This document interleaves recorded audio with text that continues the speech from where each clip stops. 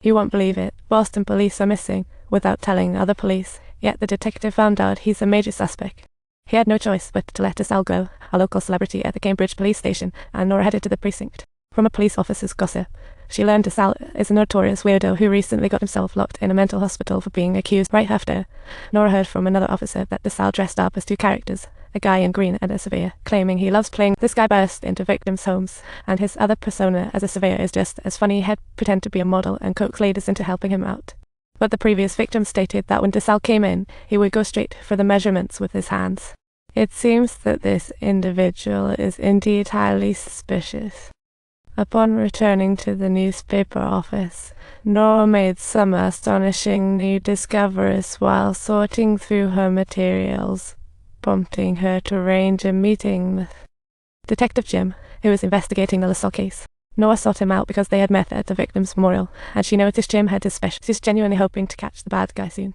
The best part, Jim is willing to share clues with Nora, but it all has to be hush-hush, because the precinct headquarters banned sharing clues about the LaSalle case, especially to Nora. Nora told Jim that the bad guy they're looking for is likely DeSalle, but Jim confidently rebutted her. Jim firmly claimed DeSalle couldn't possibly be the killer in the LaSalle case. Why is he so sure? Turns out he had already done a deep dive investigation on DeSalle. When the first 6 victims of the LaSalle case were killed, DeSalle was locked up in prison, totally no chance to pull any tricks. Yet Nora doubted its simplicity. Except for DeSalle being in jail during the first 6 cases, all clues pointed at him. Just when Nora was utterly puzzled, one of Jenna's remarks suddenly struck her like a wake-up call. She had never checked DeSalle's release records, so Nora quickly reached out through her connections to sprint to the precinct dock. The prison agreed, meaning DeSalle had joyfully been released 2 months before the LaSalle case. Perfect timing. Nora shared her golden clue with Detective Jim, but the truth was far from what she expected. Shortly thereafter, Nora posted the pertinent articles, but barely had she had time to revel in her joy when her supervisor arrived the next day, newspaper in hand. Turns out, the locked-up DeSalle hired a famous lawyer to back him up, and she sensed something fishy going on. Nora went back to Detective Jim, asking if he had uncovered anything after interrogating DeSalle based on her leads. Jim said he only knew that the lawyer had contacted DeSalle, and they weren't cooperating with the interrogation. Jim asked the black neighbor to identify DeSalle as the intruder, but she surprisingly pointed to a guy named George instead. George was the guy who broke into her home that day, but Jim knew it couldn't be him since George has been locked up for over. But before Nora could figure out the secret between DeSalle and his lawyer, DeSalle had already confessed to being the LaSalle murderer. All 13 female victims were his work. Why did DeSalle confess after hiring a lawyer? What dark secret hides? After learning that DeSalle confessed, Nora again found Jim puzzled, since DeSalle has already confessed. Why hasn't the police pressed murder charges against him?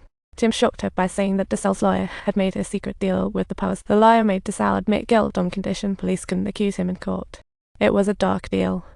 After uncovering the truth, Nora was shocked. She never thought law enforcers cared only about her sacrificial lamb. To soothe public fears facing incompetent local law enforcement, Nora insisted on revealing the truth, only to be unexpectedly stopped by her boss. Because the police declared the case closed, the news agency couldn't oppose the entire law enforcement. Though Nora felt wronged, she couldn't change anything, as this was the bloody reality, with no one genuinely caring at all. Who killed these 13 innocent women? No one cares about more potential victims. In that society, women had low status.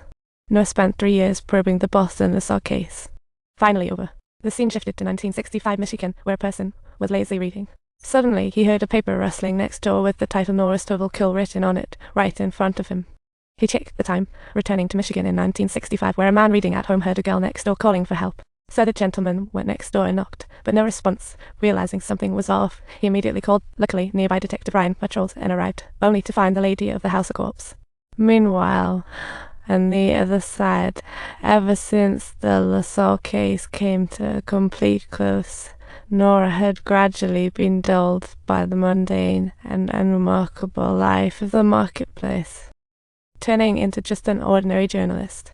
One day, she suddenly received a call from Detective Ryan, but when facing his questions, Nora fell silent. She didn't know how to respond. After returning home, Nora packed, ignoring objections to go to Michigan alone. All these years, she had never truly given up on seeking the truth and justice for the 13 women. Soon, the next morning, Nora found Detective Ryan, who provided materials revealing recent Michigan murders. These cases were just like the Boston LaSalle case, but the killer DeSalle was still in prison. What is going on? Is someone imitating his crimes? Or was the true killer of the Boston LaSalle case not DeSalle at all? So Nora revisited the whole case from back then. Combining it with recent news from Michigan, she quickly identified the key clue that Daniel Dude is a total weirdo genius. After her girlfriend's murder in Boston, she was the prime suspect. Nora found no direct evidence linking her to the death in her investigation.